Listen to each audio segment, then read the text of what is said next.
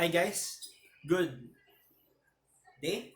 Once again, welcome to our class Calculus 2 Integral Calculus.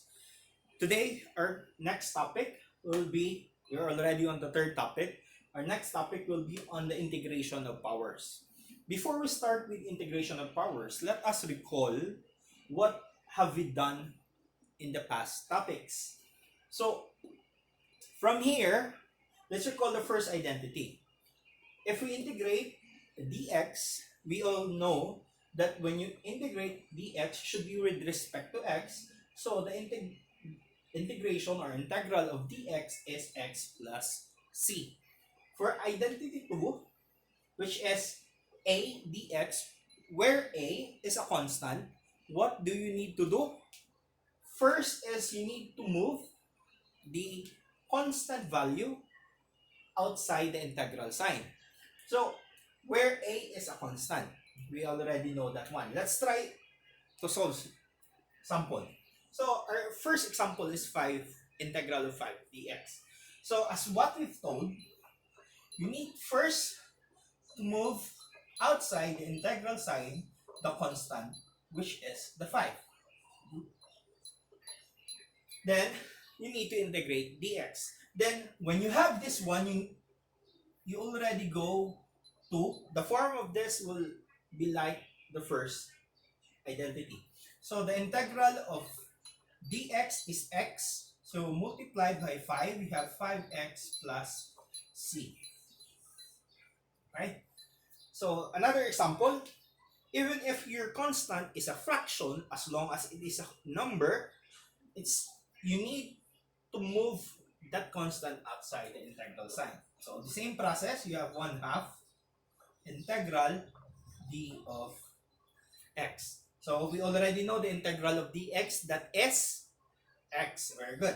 So you have 1/2 x plus c. Okay. Very good.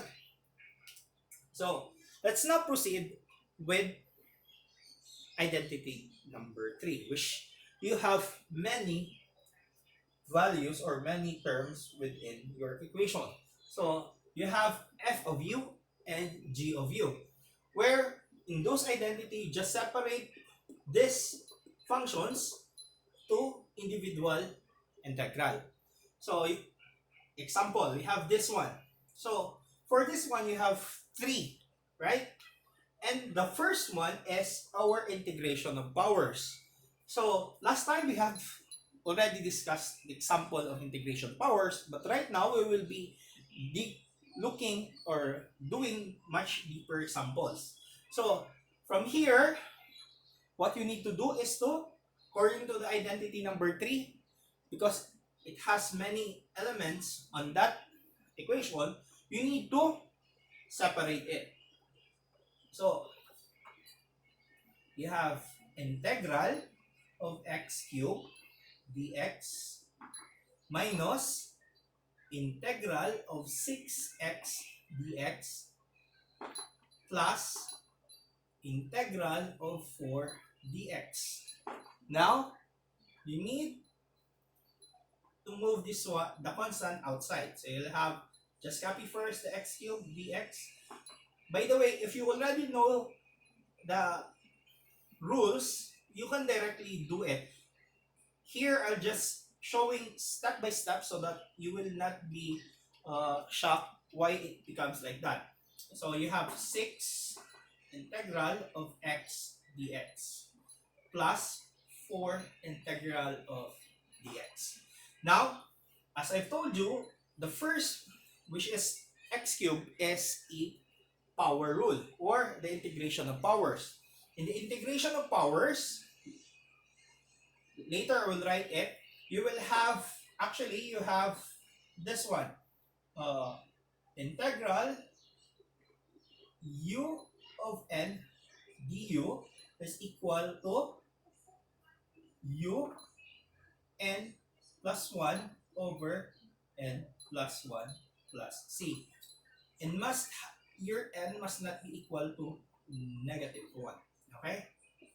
So this is for the integration of powers. Okay, so let's continue. So we have x cubed. We know that is integration of powers. You have the power we are tackling with the power. So you have your x as you have x, your power is 3, you add it by 1, and make your denominator as your new power. Okay. Now, you have to integrate the other part. You have 6 integral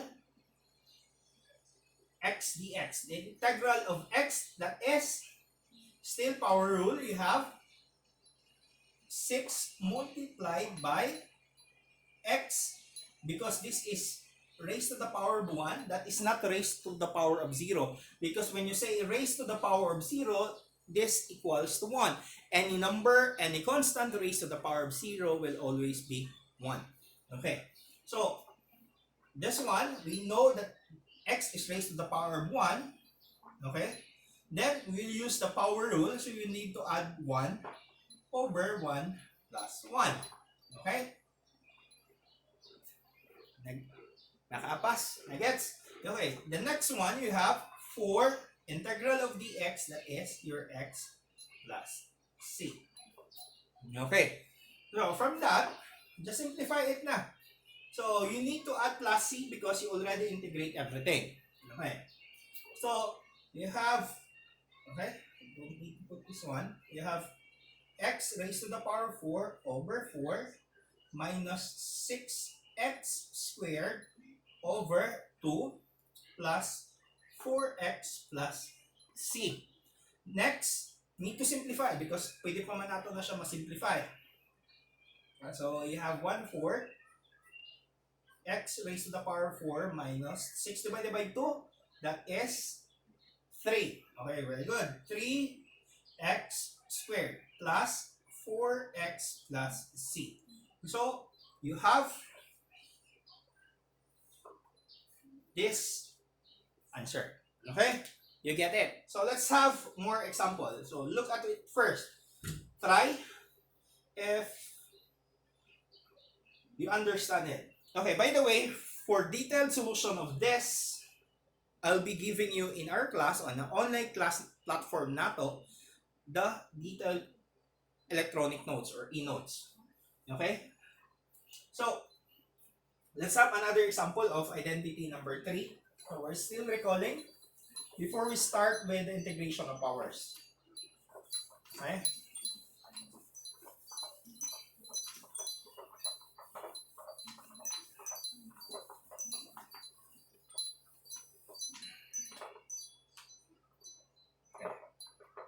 Another example. Example number 2. Let's have an integral of x cubed, x squared lang.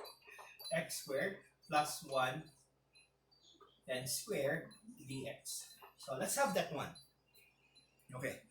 So let's try to solve that one using the identity number 3. So we can solve this one. So what you need to do, what you need to know is, in this given, you have squared of x squared plus 1. So therefore, there are 2 x squared plus 1, right? Okay. So, meaning you have x squared plus 1, x squared plus 1 dx, right? So you have 2. So if you do the long process, you distribute that one, so you will have x squared times x squared, that is x raised to the power of 4. The power will be added if you multiply. Okay. So x squared times 1, that is x squared. 1 times x squared, that is still x squared. 1 times 1, that is 1. Okay. If you could see this form, looks similar with the first given. So let's simplify this further. You have x cubed, x raised to the power of 4, x squared plus x squared, that is It means you have 2x squared. So you have 2x squared plus 1 dx. Okay. Now, we now separate each part. You may do directly if you really are, if you're not yet already beginners of doing this, you don't need to separate it. You can already get the answer. But in my case, because this is your first time encountering integral calculus, that's why I'm doing each part so that you could understand. Okay? So, you have x raised to the power 4 multiplied by dx plus 2x squared dx plus integral of 1 dx. So, you have x raised to the power 4 dx plus, you move outside the constant, you have x squared dx plus 1 times dx still dx, right? So you have integral of dx.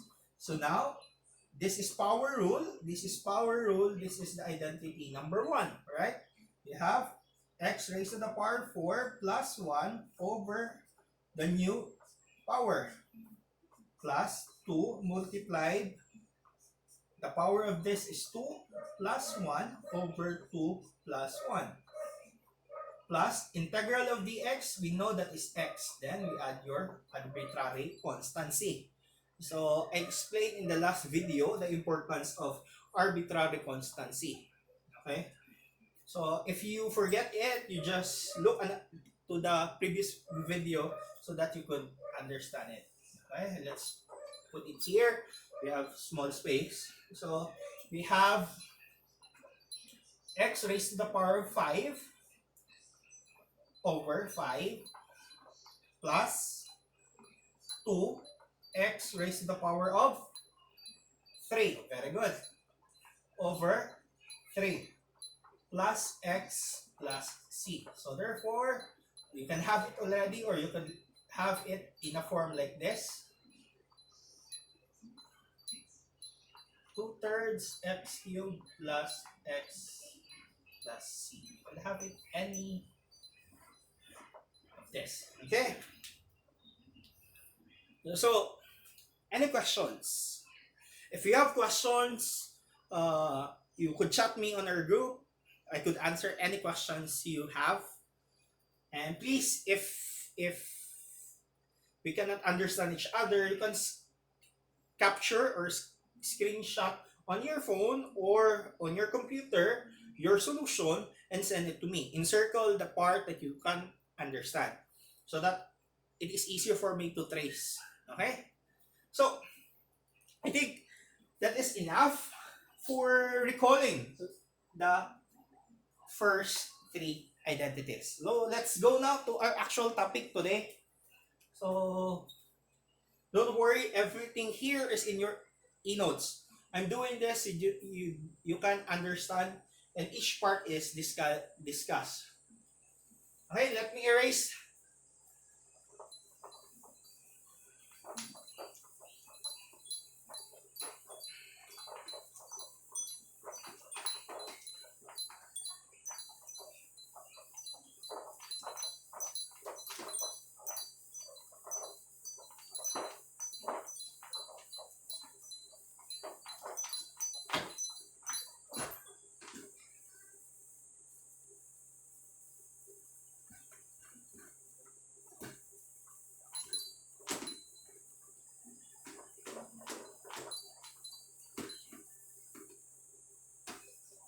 Okay. So now, let's go to our next example or next identity.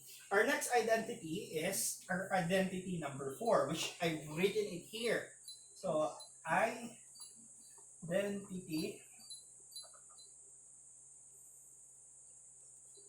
number 4. So, identity, sorry. Identity. So, identity number 4, which is our integration of powers, which have this integral of u to raise to the power of n du will be equal to, sama. So you have u, the power, plus 1 over the new power plus c, where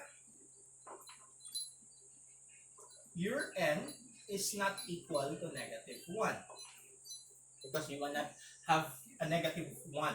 Because if your n is negative 1, then you will have power of 0. Because you negative 1 plus 1 will have 0. As I've told you, any number, any constant, raised to the power of 0 becomes 1. So it becomes 1. So this rule cannot be applied. So let's have example. So you have example number 1. So our example number 1, very simple. Start with the very simple. 2x raised to the power of negative 2 dx. Let's try that one. Okay, negative 2 dx. So again, in any identities, the constant should be outside the integral sign so that when you solve it, it is much easier for you. Dili siya complicated tan-awon na dali ra po siya sulbon. Okay, so let's move the constant outside the integral sign. You have x negative 2 dx. After that, this is power rule. If you could see, niha, it doesn't matter if the power is negative as long as it is not negative 1. If it is negative 1, then the identity number 4 cannot be used. So, if that is negative 1, there is another rule, which is we will use that one on the next topic. Okay, so let's have this one. So, 2 integral of this, we can use integration powers, which is x negative 2, because the power of that is 2, where n is equal to negative 2. You add by 1, you divide it by the new power plus c, because you already integrate it. Next, we have to simplify it further. 2 multiplied by x raised to the power negative 2 plus 1. The answer is negative 1 over negative 1 plus c. So now, negative 2 divided by negative 1, that is negative 2, x raised to the power of negative 1 plus c. Or, this is just equal to negative 2 over, or it actually look like this. Negative 2 multiplied by x raised to the power of negative 1 is 1 over x, right? Plus c. Or negative 2 over x plus c. Okay? So, please look at it first.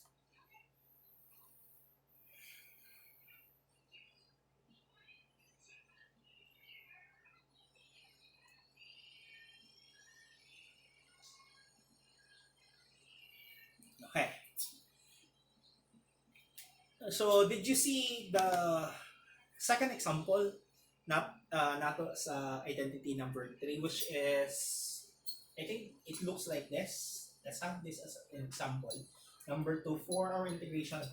So, that is integral x squared plus 1 squared dx. Right?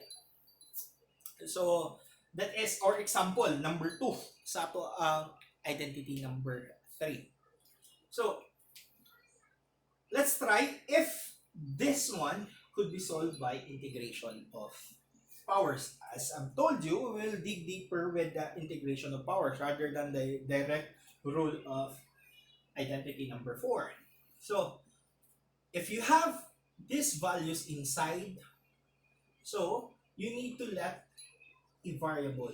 So, let u be equal to the one that is inside. Then after that, you need to derive.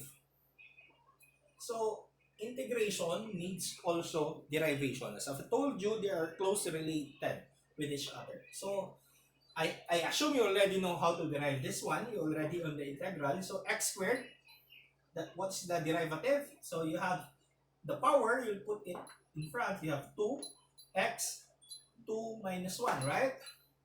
Then derivative of this one is 0. So dx. So, or you have your du as 2x raised to the power of negative 1 dx. Right? Sorry, that is not negative 1. That is 1, 2x dx. So, after that, in our case, for us to have an easier solution, I tend to, or you can do what style you have, but I tend to have to get the dx. So dx is equal to du over 2x. Okay. So we have that one. You're just transposing your 2x to the other side. So you have du over 2x. Then you have your dx. So now, after getting this three, you substitute it to your given. Okay.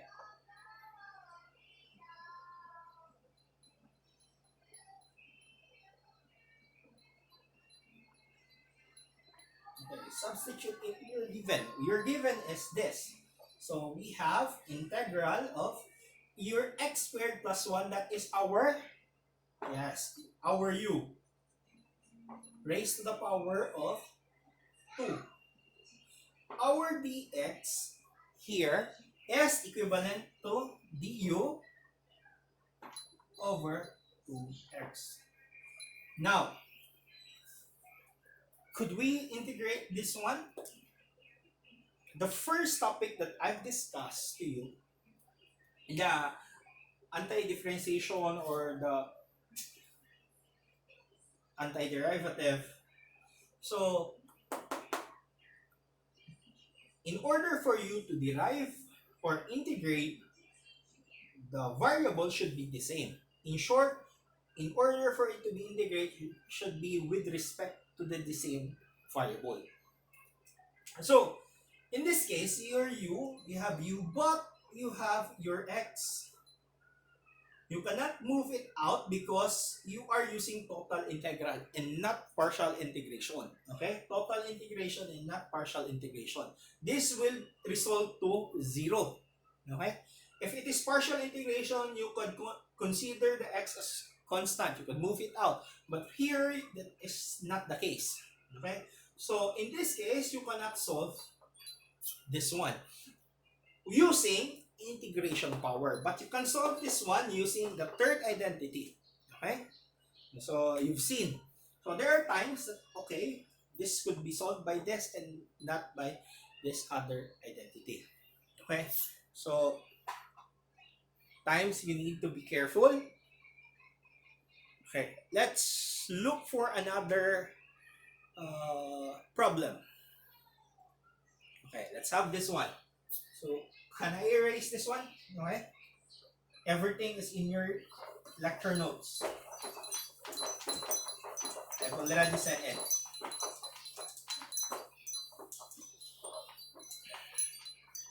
Okay, let's have example. Okay. So, example number 3. Number 3. So, let's have the integral of 3x plus, no, let's try minus. And let's try cube.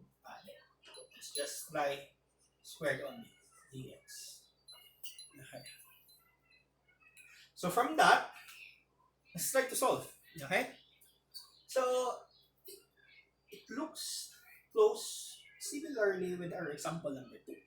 Let's try. So, again, we let a variable u equal to this one, 3x minus 2. And we derive it. Du is 3, derivative of 3x, that is, in your differential calculus, 3, derivative of x is dx. Derivative of negative 2 is 0. Now, I used to get your dx, so you have transpose this one, you have du over 3. Now, substitute to the given.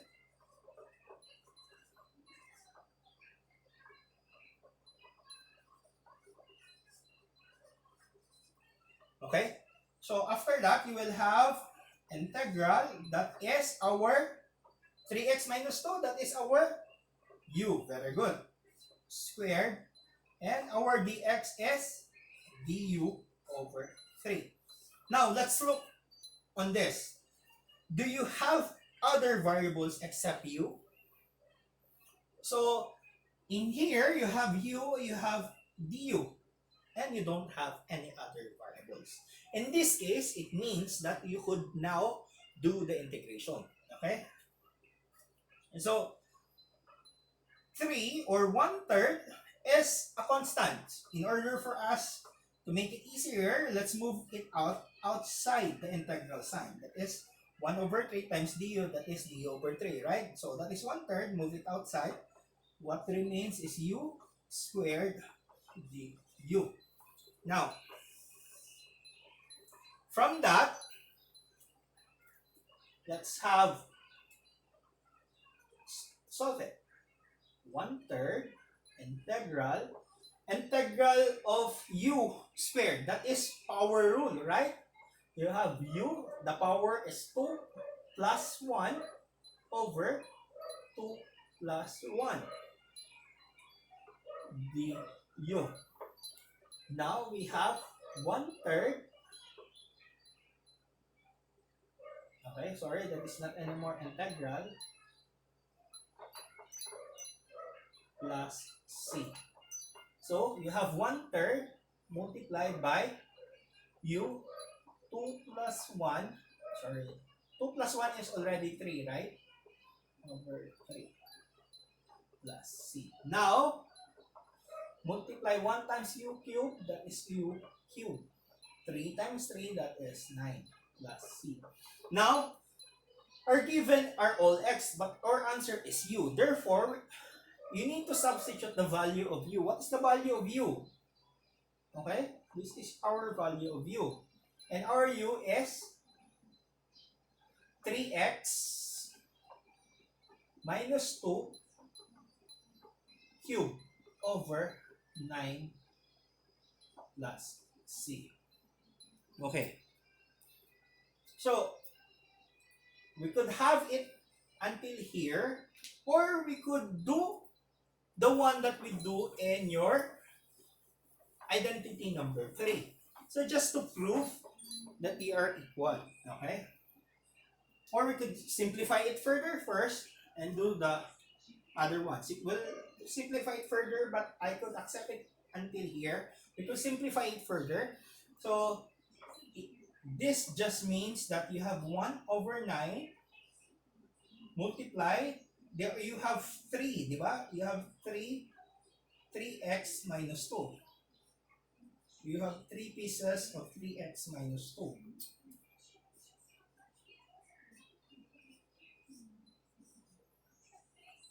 Okay? So, let's answer this one. 3 times 3, you could use binomials, right? Polynomials, etc. Let's just do the basic. Okay? So you could understand it. So, actually from here, it's already algebra. Okay, 3x times 3x, you have 9x squared. 3x times negative 2, you have negative 6x. Negative 2 times 3x, you have negative 6x. Negative 2 times negative 2, you have plus 4. Okay, let's do it slowly in detailed solution. Okay. So if you already know how to do this, you could do it directly.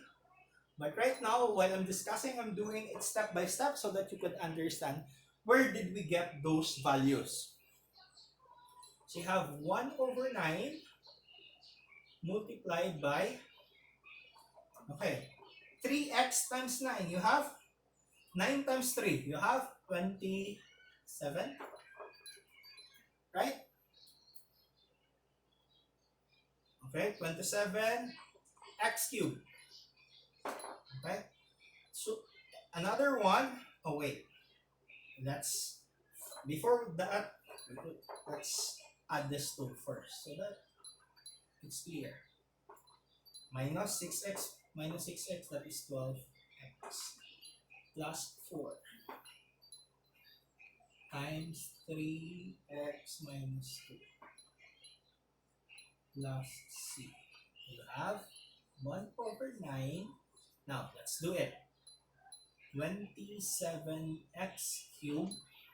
9 times 9x cubed times 3x, that is 3 times 9, that is 27. X squared times x, that is x cubed. Minus 3x times 12x, that is 36x squared.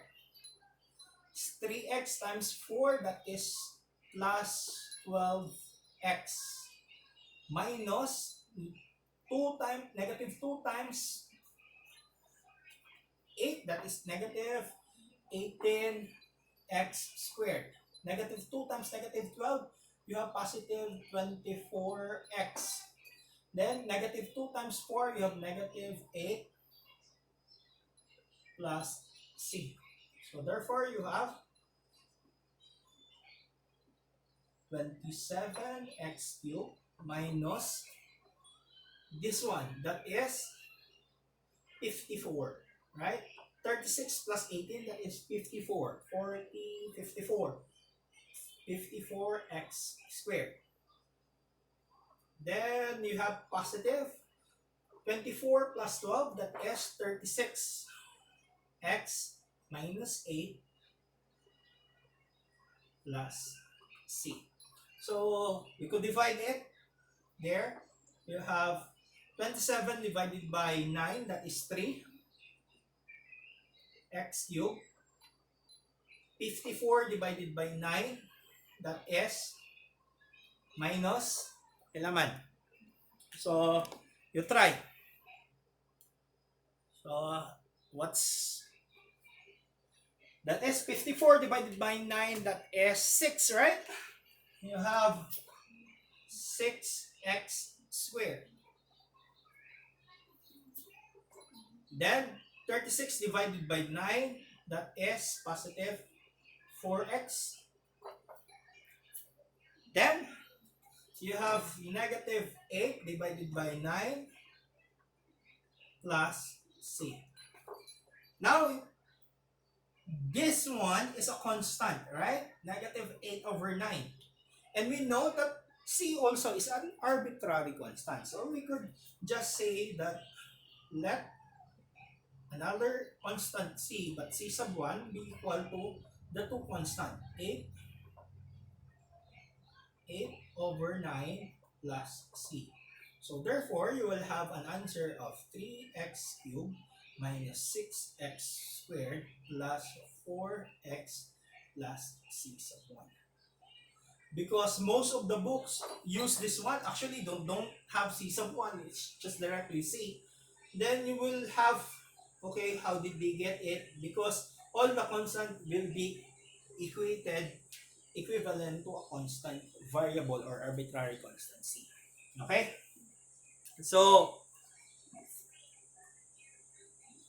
I think those are the things for the integration of powers. There are many examples. In the books I've sent you, in the references that I've used, Love in Rainville, the Peterson, the books from MIT, the Massachusetts Institute of Technology that I've sent you. So reference the manuals there. So you can have many examples there. You try it. And by the way, guys, I will be giving you exercises. So look on your exercises. Okay? And